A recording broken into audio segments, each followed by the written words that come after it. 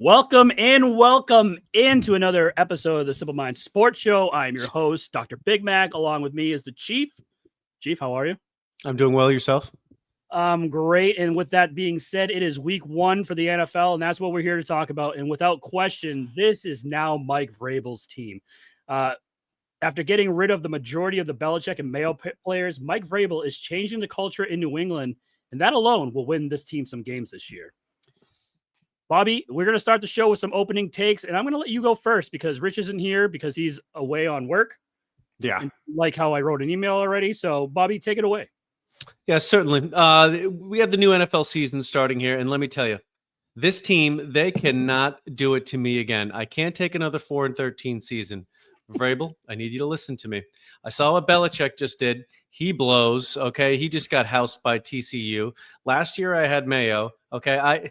I just need just give me a season. I haven't had a season in years. You don't have to win every game. You don't have to make the playoffs. Just don't make me feel like cutting myself. That's the only thing I ask. The Patriots is something I need, and don't screw me over, Vrabel, okay? I need this. I think all of New England needs this. I mean, with the Bruins sucking, Tatum being hurt, Red Sox are probably going to choke. We're not talking Red Sox today, but they're probably going to choke. So, joke's on you, Red Sox. Yeah, joke's on you. I'll go. And I think one of the most important questions in human history has been answered after Monday night. You know, the question, who is more important, Bill Belichick or Tom Brady? It is now apparent that without Tom Brady, Bill Belichick is just another guy. And he showed Monday night that he can't identify talent, even though he spent $10 million in NIL money. He is not a defensive guru like he once thought. He's just a guy that got lucky twice. Without Lawrence Taylor and Tom Brady, he probably would be coaching high school football somewhere.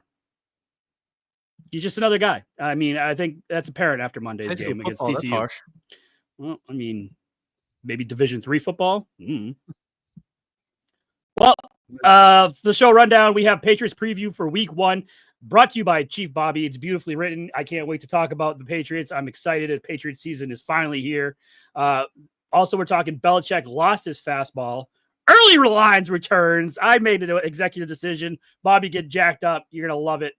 10 questions from a guy named Rob. And we finished the show with simplest minds of the week. And while we're here, Bobby looking good, new room. If you're watching us on YouTube, you're welcome. I look devilishly handsome tonight. Bobby, you do too.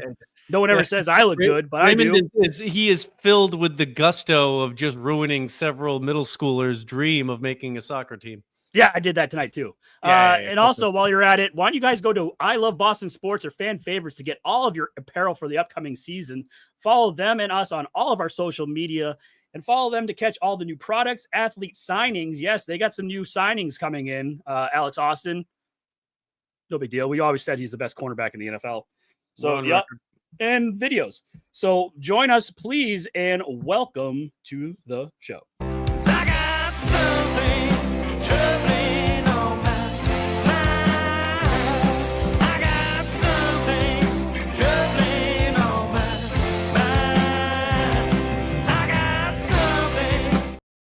Bobby, this is all you, baby. Take it away.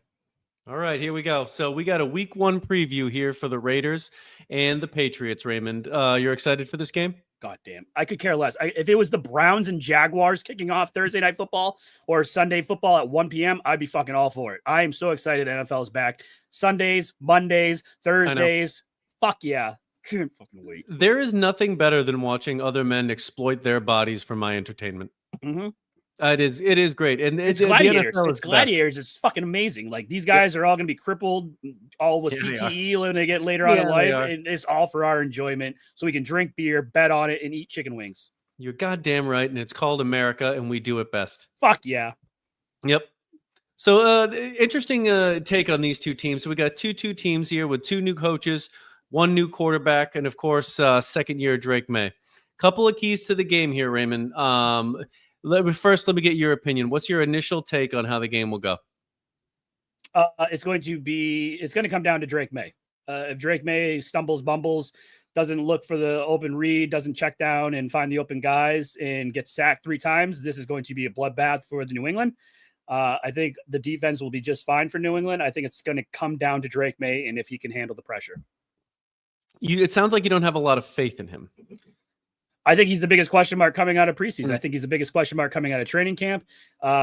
Even though everyone's been bullying me online, I know I've got all your usernames. You're being online bullied? I've been being online bullied because people are saying it's just. Do you need me to get online so I can back you up? I mean, you might have to, because some of these people are very mean. I bet you they're 14-year-old boys just calling me the worst names, saying it's training camp, you boob, and you don't know what you're talking about. But you can see in training camp and preseason games that this guy still doesn't know the offense. He's still learning a fresh new playbook.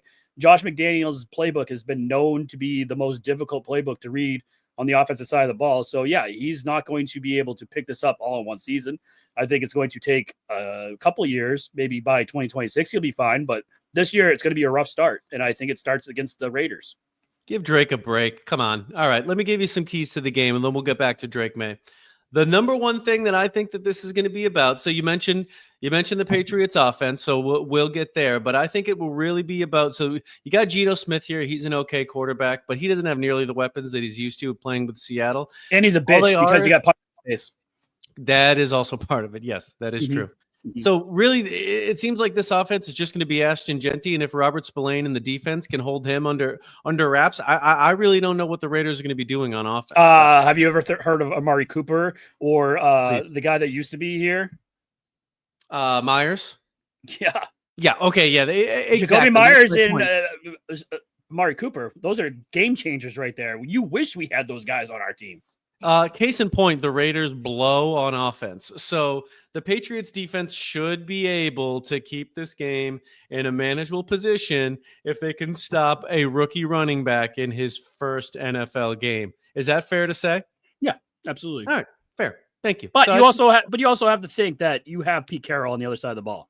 Yeah, okay, Grampy. What did we just see the other Grampy do? Get his ass kicked in college football after being out of football, all right? I don't see Grampy out of football for a few years. He doesn't – that's not a good thing. But Grampy doesn't have a 26-year-old girl that's touting around on the sidelines trying to make Hulu documentary series about her. No, I think this Grampy, he does it right, okay? He may have a younger woman, but she's just like a woman in her 50s, so it's appropriate. But he's still probably with a younger woman. Fair. So if the woman could still be 26 years younger than him, if he's 76 and the woman's 50, that's appropriate, right? I think that's very appropriate. Yeah, I think that's fair. That just seems fun. Yeah. And normal. Right. As long as we're in agreement there. Pete Carroll doesn't have moves. No, he doesn't. No, he seems in much better shape. Very good shape. He probably throws it in way better too, if you know what I'm saying. Goddamn right. I'm talking about thrust power. All right, so let's talk about the McDaniels and Vrabel effect. So you kind of touched on it a little bit there. You have no faith in Drake May. No, none whatsoever. Do you have faith in Josh McDaniels? Yes, because he took Mac Jones and made him a Pro Bowl quarterback his first year. Right. So let's use that logic there. Can McDaniels in his first year with Drake May get him to that level of competency, not talent that Mac Jones didn't have that Drake May has, but that level of competency to play with that level of competency here in week one? Can he do that? Can he set up the offense to get some free plays and put them in a position to succeed? Can he do that? Josh McDaniels. Yes. Okay. All right. I think you're going to see a lot of screens. You're going to see a lot of screen passes. You're going to see them running the ball. You're going to see a lot of Ramondre Stevenson. You're going to see a lot of Travion Henderson. You're going to see a lot of Antonio Gibson. You're going to see them being spelled out all the time. You're going to see this offensive line. They addressed it, but not addressed it to the point where you'd be comfortable with it. I think there's going to be a lot of quick slants going through there. I think you're going to see a fast-moving pace game.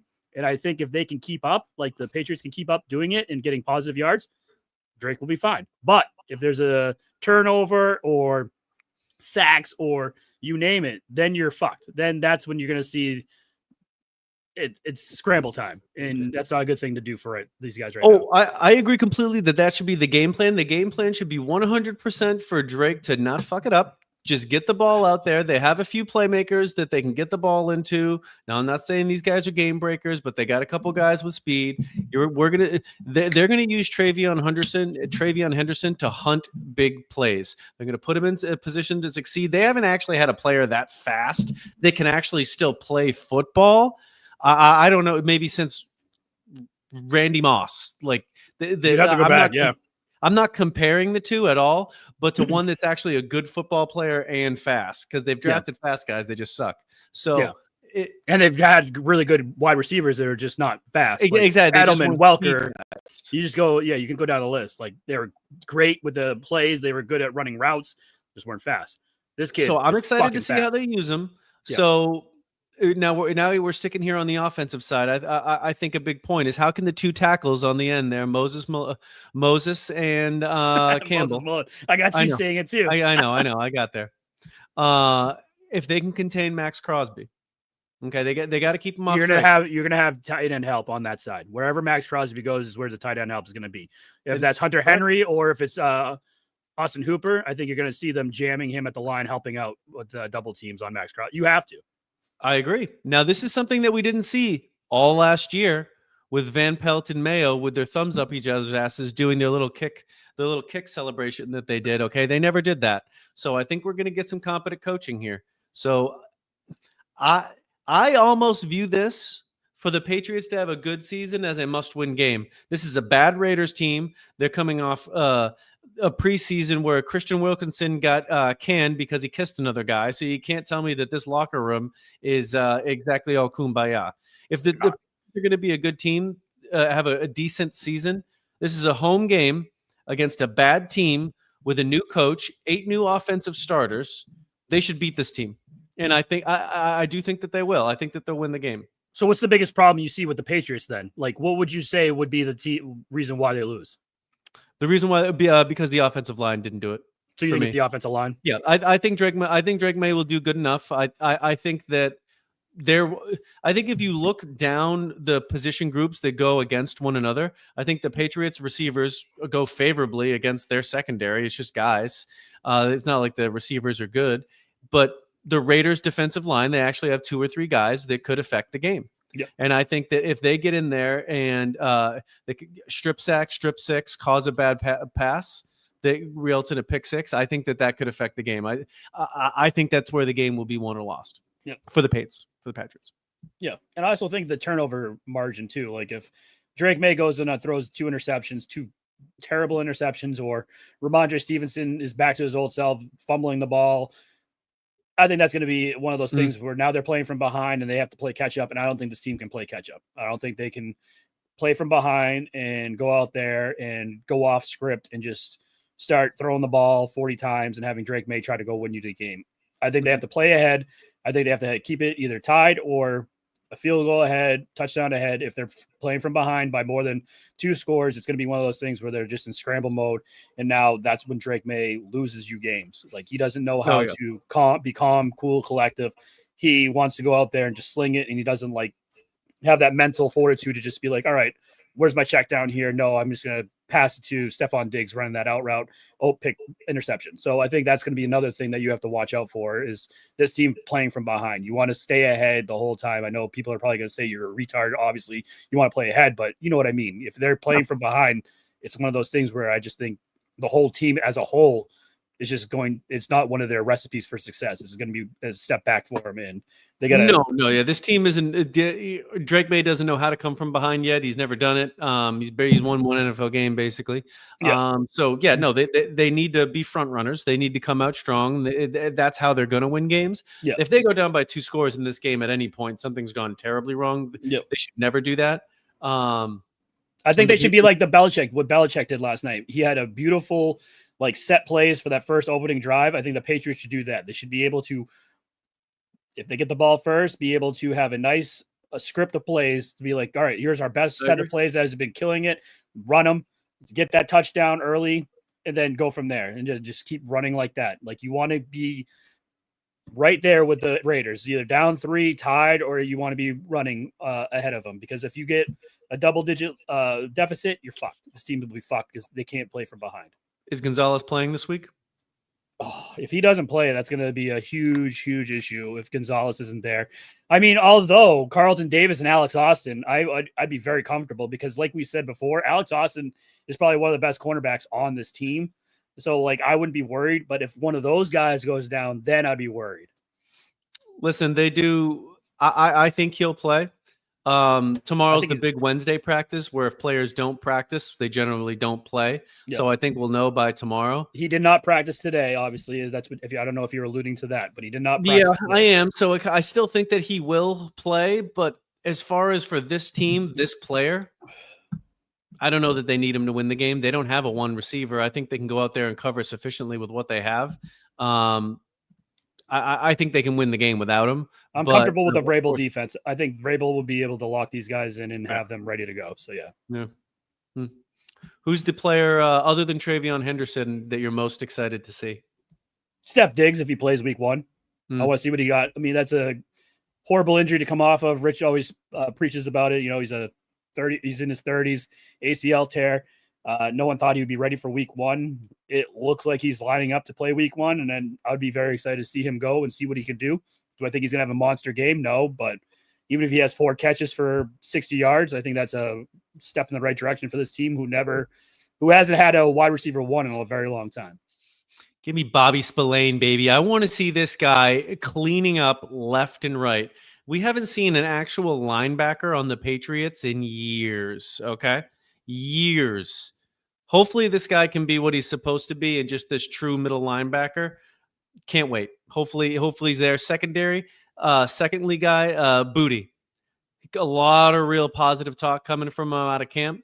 Maybe he's a legitimate receiver now. We'll see. Who knows? He's like 5th on the depth chart, though, isn't he? What's that? He's like 5th on the wide receiver depth chart, isn't he? I don't think he's actually 5th. I think you're going to see him out there.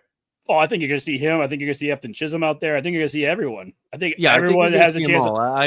I think you're going to see a lot of players play just because you still don't know what is going on with this team. What you got with this team, you know? No. Oh, yeah. No, we're going to see a rotation. What's your prediction in the game? The preseason is way too short. These joint practices, you really can't see enough. So I think you're going to see a plethora of players just being fucking subbed in and subbed out. So, yeah, I think you're going to see a lot of guys making names for themselves coming out of week 1. What's one for sure? Here's a good shirt that I think we should try to monopolize. I got Spillane in my pants because that's what you're going to have every time this man makes a sack. I like that. What's your prediction for the game, Raymond? I honestly think we're going on 1. I think the Raiders are going to have us. They're going to fucking win the game. You are a jackass. I think they're going to. I mean, you're going to catch the score for early lines later on, but yeah, I do have the Raiders beating us. It's going to be. I'm going to go 27-20 Raiders.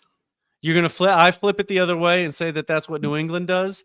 You are setting yourself up for a disastrous season. You're a terrible fan, and I don't wish this upon anybody. Don't get me wrong. I think we're going to be all right. I think we're going to lose the first game. But like I said earlier, it's going to take Drake May a few games to get this Josh McDaniels system down pat. He doesn't need to get the system down pat. He just needs to not fuck up. That's all. I think it's going to take at least 4 games. Team blows. The Raiders blow. They need to beat that team. Also, Mike Vrabel has notoriously started off slow, even when he was in Tennessee. His first 4 games, I think he has a losing record. So I think it's going to continue here. But I don't think we're going to have a bad season. All right. Well, I mean, the Vrabel point, I don't have my research down to know whether he starts slow or not. But to me, this team, they have a coach that's been out of football. Their best player is an unproven rookie. Geno Smith's their quarterback. Their best receiver is Jacoby Myers. They got 8 new starters on defense. Their best player on defense got kicked out because he kissed a guy on the forehead, and they can't beat this team in week 1 at home. If they can't beat this team, I'm going to be I'm terrified for my mental state if they go 0-1 to the fucking Raiders. Who's the owner for the Raiders again? I forgot. If you're referring to Brady, he's not really. Oh, okay. He's part owner. He has that. He has that aura going into that whole franchise now. I think they're going to be all right. I think the Raiders will just be just fine. You're not forgetting. You got Jacoby Myers and Amari Cooper there, and you got Geno Smith, who was corpse of Amari Cooper, who signed a week ago. But he was also good for the Seattle Seahawks when he was there, when everyone thought he was dead with the Jets and Giants. He goes over there and he revitalizes his whole I don't believe Amari career. Cooper played for either of those teams. No, I'm saying Geno Smith. I'm sorry. Oh, Geno. Oh. So I think you're not giving enough credit to Geno Smith.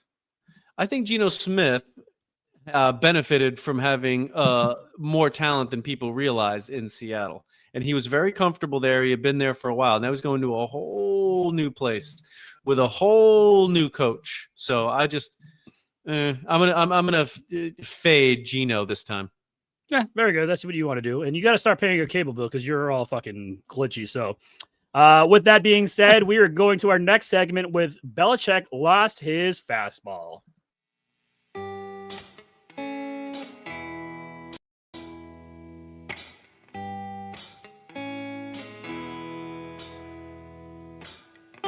Gave love my breath. All right, Bobby, we're going to be talking some Bill Belichick, but first, let's just show the sideline before the game even started against TCU last night.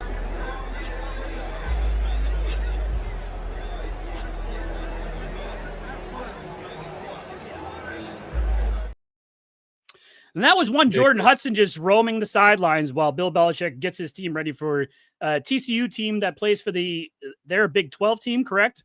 Correct. Thank you. I don't do college much, but I do know that. So, yes. So, basically, I have some questions for you, Bobby.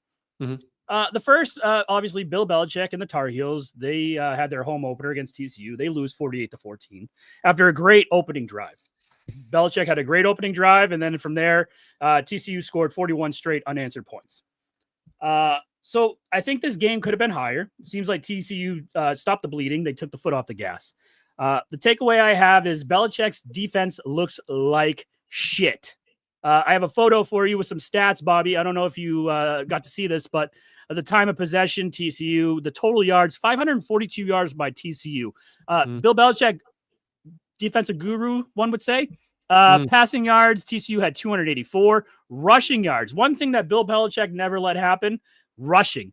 TCU had 258 fucking rushing yards, Bobby. Mm-hmm. They had 19 more first downs than North Carolina.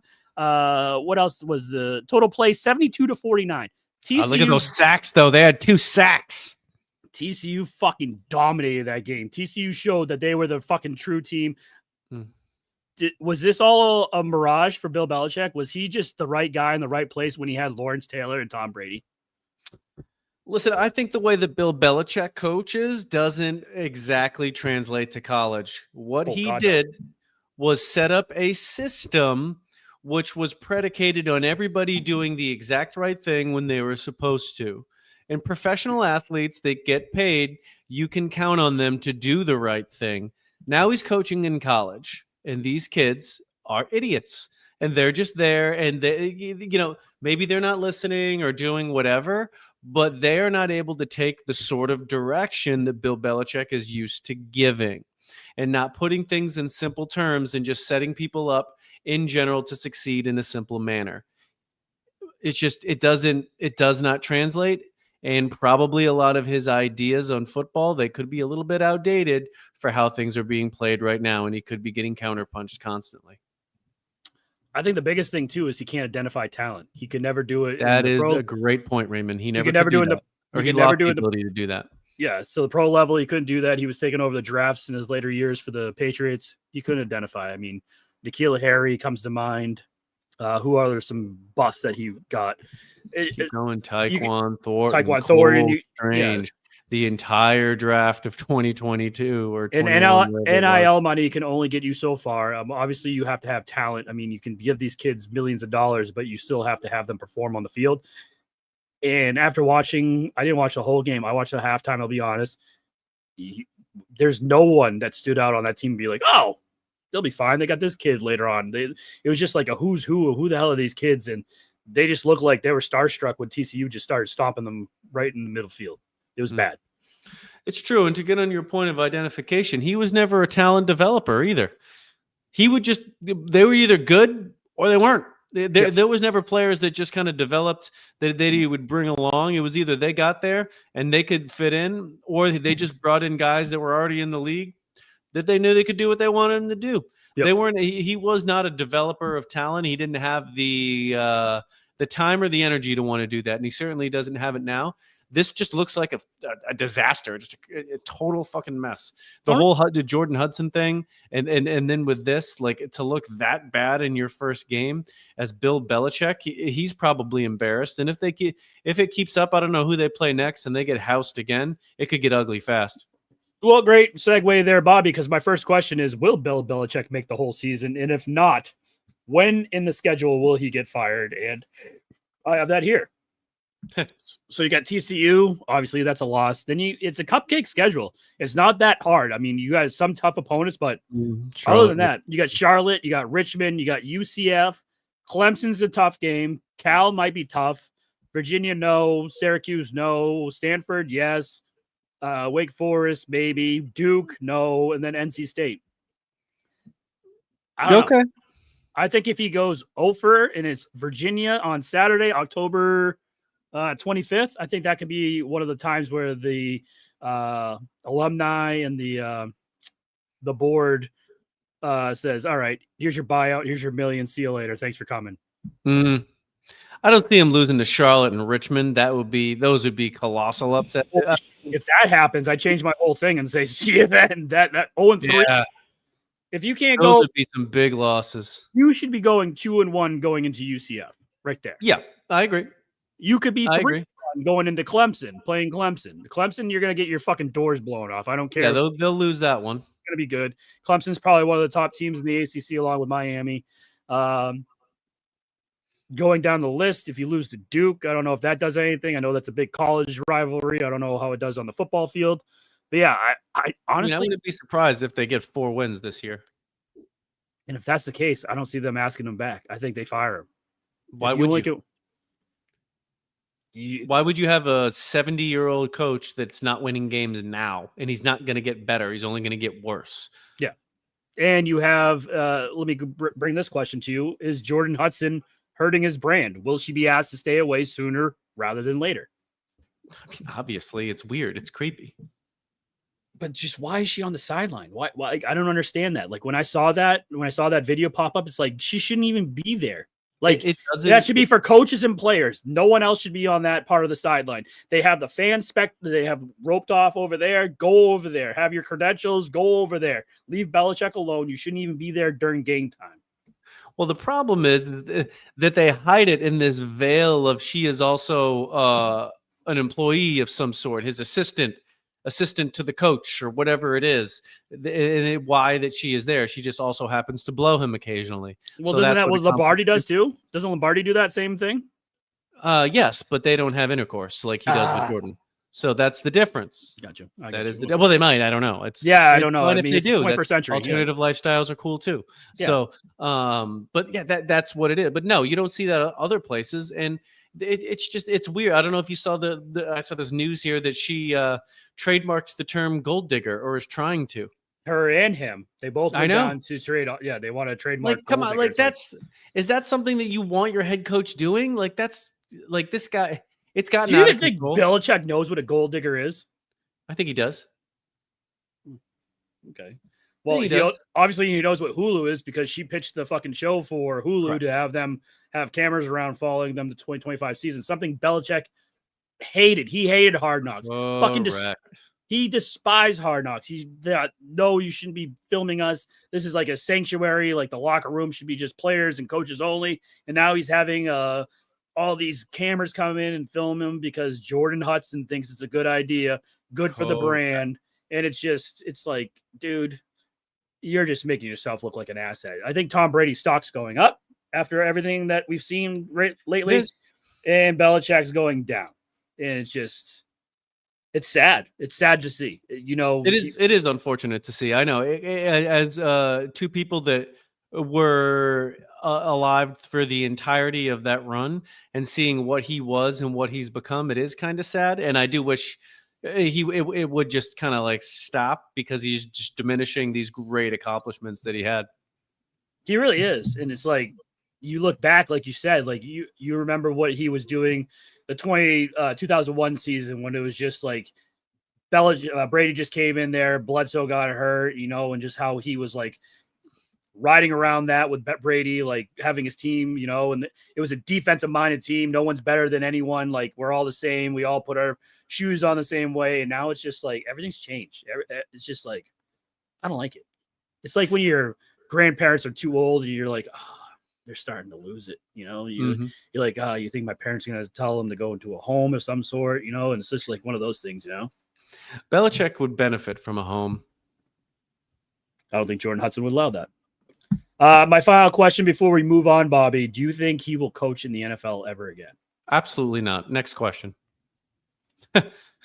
If you think he gets fired this year, you don't think a team like Jacksonville, Cleveland, No, I don't. No, Arizona, no, one of those fucking franchises that just wants to have that credibility to put on the sideline?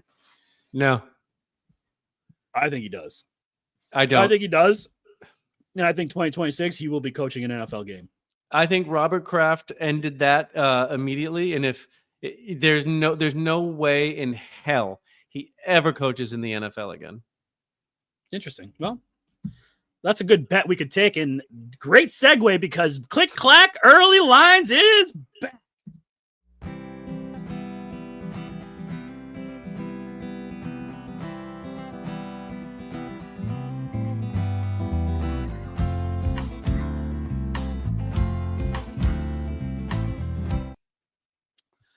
Bobby, welcome to Early Lines, baby. All right, I'm here. You weren't here for it. I mean, this started with Rich, Bill, and myself, where we would take some games and Rich, glad for you to be here for Early Lines, buddy. Wow, we're halfway through the show, so yes, welcome. Each of us are going to have 5 games to bet from the spread at the end of the season. The loser and bust will fill in the blank later on. Rich, are you ready? Wait, when did you start the show? 8 o'clock. Oh, okay. Knew that was going to happen. I thought he wasn't here. I thought he was on the way too. Anyways, moving on. Game number 1, Cowboys at Eagles. Eagles are 7.5-point favorites. The favorites. Weather is 65 degrees with a chance of rain. Philly is 4-2 all time. 4-2 in the last 6 meetings. I'm sorry. And Dallas hasn't beaten the Eagles in Philly since January 8th, 2022. I got a middle finger from Rich. Bobby, who do you like in this matchup? Give me the Eagles and the points. They're going to dump truck the fucking Cowboys. They suck. They're going to be pissed. Kind of like how Rich is right now? Correct. All right. So Bobby's taking the Eagles. I, too, will take the Eagles. The 7 points, I think it's going to be a fucking bloodbath. I think they're going to be putting up that banner. I think the nostalgia of Dallas not being there for how many years now? It's been probably 30 years. So, yeah, I, too, will be taking the Eagles -7. Next game, we got the Chiefs -3.5 at the Chargers, which really isn't the Chargers. It's in Sao Paulo, Brazil, where the weather for the game is 58 degrees with rain. Field was a mess last year, and I don't see it changing this year. Chiefs are 7-0 versus Chargers in the last 7. The last time the Chargers beat the Chiefs was September 26, 2021. Bobby, I throw it over to you. Who do you like? Chiefs and points. Chiefs and the points. Chiefs and the points. I'm going to go Chargers in the points. I think it's going to be a sloppy game. At least you're consistent because you said the Chiefs were going to finish last. So yeah, like I said, I remember everything I say about this on the show. So I'm going to take the +2.5, which isn't a lot, but the weather in Brazil, that field was a mess last year. So once again, I think it's going to be a coin flip, but the Chargers will prevail and break that streak. Next game, we've talked about it already. Raiders at Patriots. Patriots are only 2.5-point favorites at home.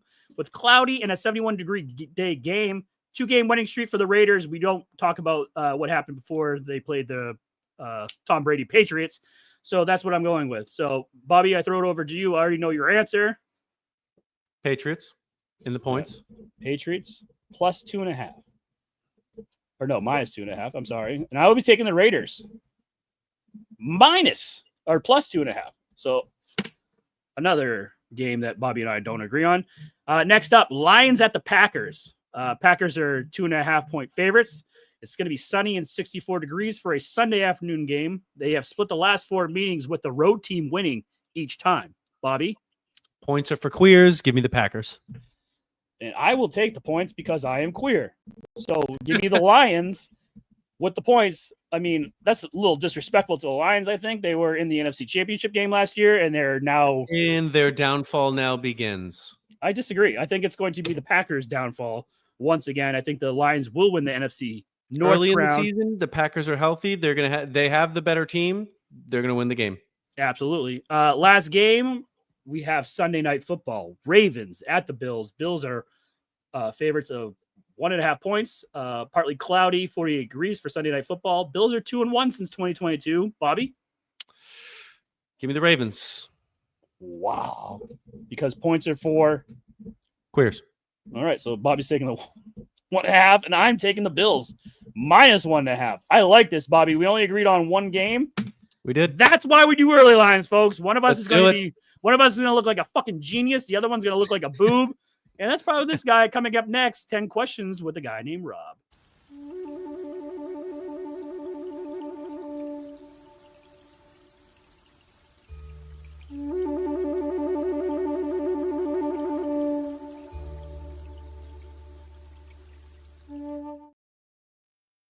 All right, then.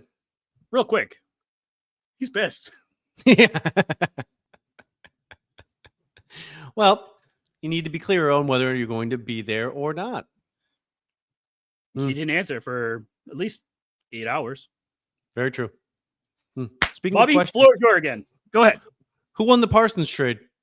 I think the Cowboys. It's going to be a surprising take, but apparently he needs an epidural before he plays this week, and it might have to happen more frequently than not. His back is not there, and he might not be 100%. So getting 2 draft picks and a all-pro defensive tackle, I think the Cowboys won that trade. The injury news makes it it clouds it. I still think it's the Packers in this instance, but it makes it much a tighter margin. I think the Packers have a good team, and this could put him over the edge if he can play. But if he is injured and it turns out to affect the deal, then I would go Cowboys here. But I'll go Packers, but slightly. That's why I'm only throwing it out there right now that the Cowboys won this trade because of the news of the injury. Yeah. The injury, and it's a back injury, so that it does. Yeah, that makes things a little iffy. He's still questionable to play this weekend. So yeah, obviously exactly. he's not 100%. He just shoots that back up with lidocaine and then does some cocaine and gets out there. What are you most excited to see in the NFL outside of the Patriots this year? The demise of Kermit the Frog, Patrick Mahomes. It's happening, folks. You heard it here first. This is September 2nd. You heard it here.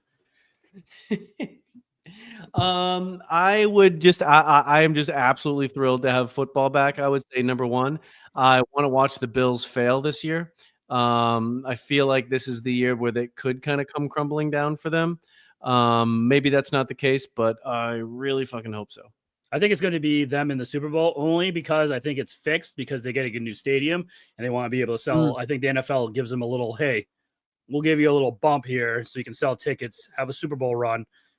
And then after that, you can be the lovable losers all over again. Interesting point. I love a good conspiracy theory. Do you like Friday night NFL games at the beginning of the season?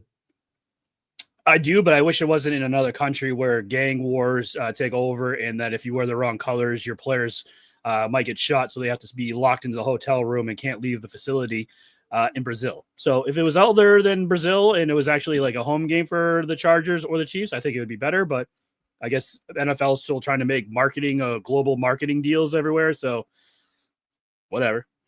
I hate them. Football should be played on Sunday at 1, 4, and 8, and that is it. And then Monday at 8. That is it. I hate them.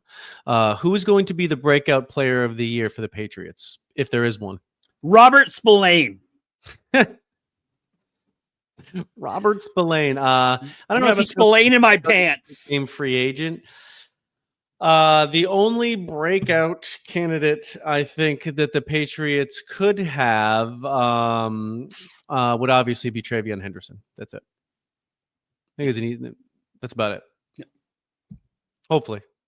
Have you ever heard of a game called Gaga? Yep, and I don't know the rules, but my kids play it all the time at school and at summer camp, and it is the weirdest thing ever. So I just found out about the game. All right. 7-year-old started second grade. And I guess she was playing it at camp, but then at school they were playing it too. And so I just learned about the Gaga pit in this. So she's been having me practice Gaga with her. Just fucking whip it out her feet. I'm fucking nasty. And so then I found out about this. There's a neighbor that lives down the road, and his son's name is Owen. And we were talking about it. And then our daughter goes, "Oh yeah, Owen, he's the Gaga king." He goes, "He never loses Gaga." So then I text his dad. I go, "Alina says Owen's the Gaga king," and he texts back. He goes, "You're fucking right, he is."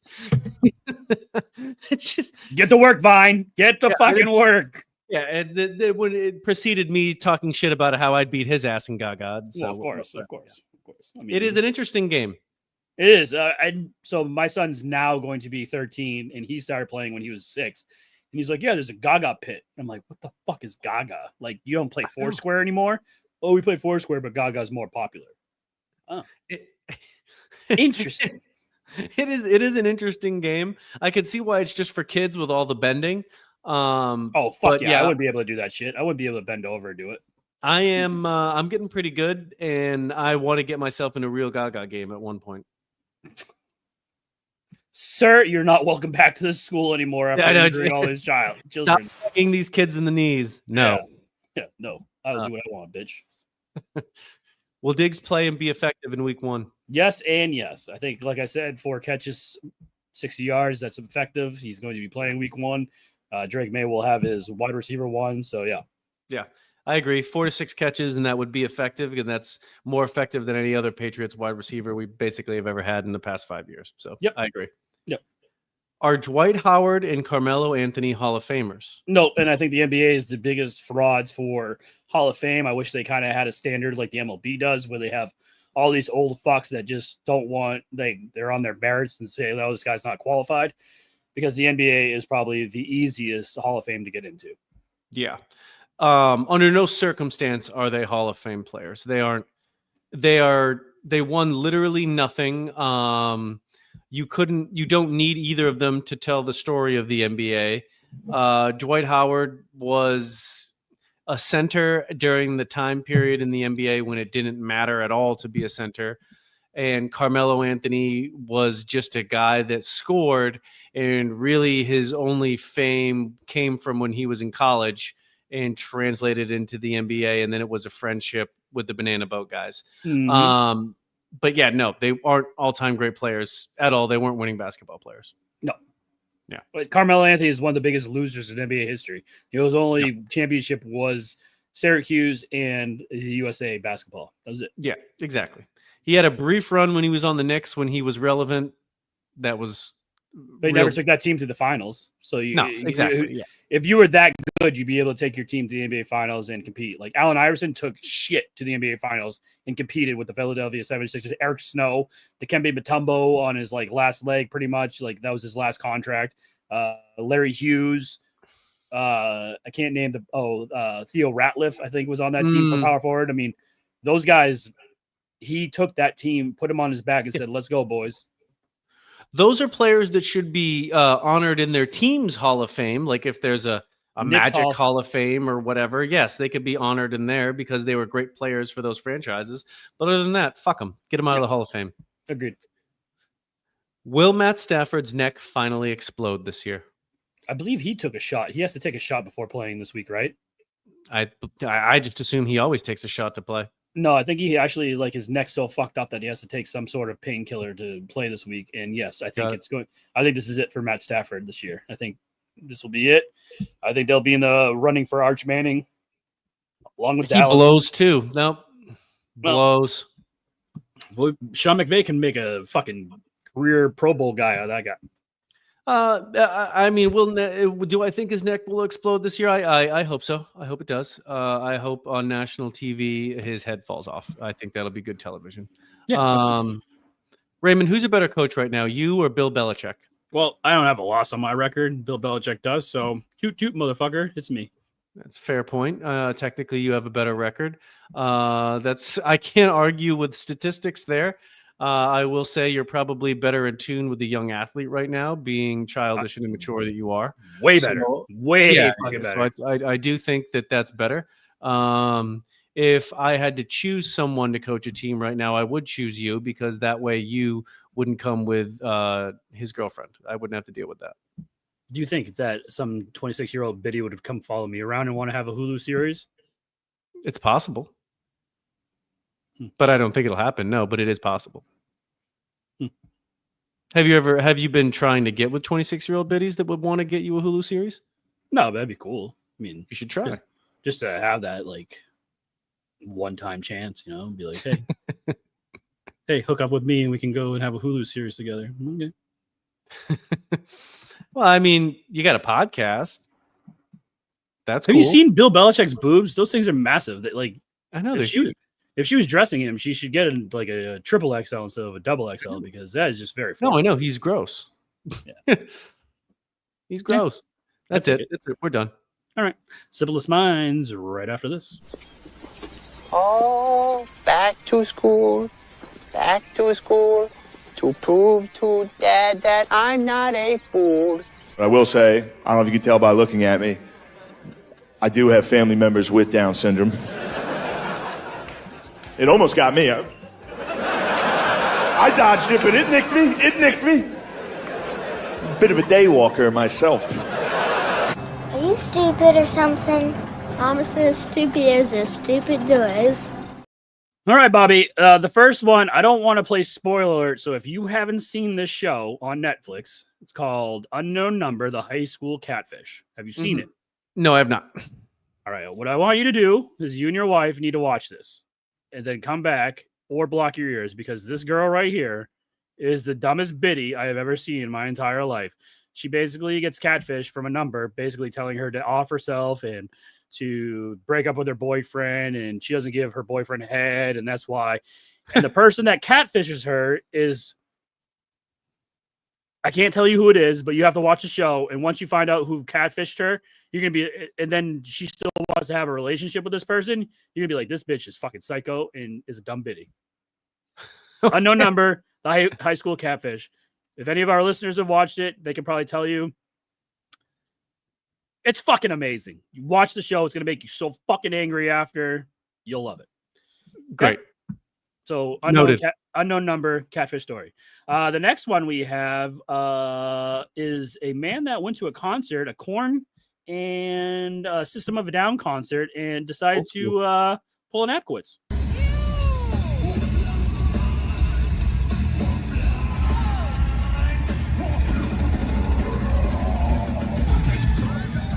Bobby, he's not playing air drums, so this guy is sitting by the balcony, pulls out his wiener and starts jerking off in front of, obviously you see children there. He's getting escorted by police and security.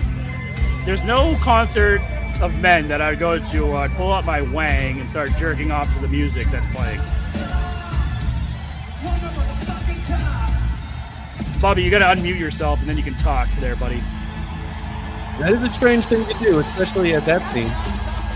I mean, everyone and their mother's watching you right now. Crank one out. So, yeah, I mean, he wasn't playing air drums. He was definitely masturbating to the people on stage and the music, which is mind-blowing. That is a simple mind there, yes. That band deserved to be there. And the last simple mind of the week I have is this man right here. A prisoner who died and came back to life, argued technically his life sentence had ended. That's a fair point, actually. Yeah, so death row man dies, is brought back to life, and says he should be released since he completed his sentence of being dead, being on death row, and coming back to life. So basically, he died. That's a real argument. I mean, if the Supreme Court doesn't take this case, I think all of America is fucked because that is. He's got it. He's got a point. This man said, hey, point. He died. I was on death row. I died. I was brought back to life. You brought me back to life, you fucking idiots. Now release me. And I think it should be released too.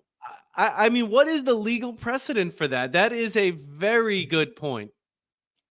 I mean, Kim Kardashian's getting these people off all the time. I mean, this guy should be top on her list. Like, get this guy out of prison. That's so fucking stupid. But when I saw it, though, like, it made me think. I was like, wow. Guy's got a point. He was on death row. He died, brought back to life. I mean, fuck. That is something that should be discussed in like college philosophy classes. No, college law classes. Like, I would like to hear the debate. Yeah. I would sit in on that debate and be like, argue. You're the defense. You're the prosecutor. Let's figure this out. Like, tell me who's right. That is a great poll. I like that. That was a good poll, Ray. That's a good one. We need to follow up on this if they're going to kill this guy twice. Imagine that. His rights have been taken away. You could make an argument that they are. Like, what would completed his sentence? Who would stand up and be like, no. Life. I don't know what he did. I didn't look into the backstory of what he did. I think he killed someone with an axe, to be honest with you. Whatever. I think it was very gruesome, but I mean, That's generally how you get life sentences. To his point, he completed his life sentence. Served a sentence. He did it. With that, I hope everyone's been questioning this and probably having their own little conspiracy theory. I mean, Bobby, great show, 50 minutes in and out. Love it. Yeah. Like we said earlier, if you like what you heard, if you like New England sports, give us a follow, give us a like, give us a subscribe, tell your friends, and as always, tell your mothers. This has been Simple Mind Sports Show Friday Rewind, September 2nd. Happy birthday, Lena. Love you. Join us next week, Tuesday, 8:30, because Richard will be back, maybe. Pros, cons, and observations coming back at you. Bye-bye. Bye-bye.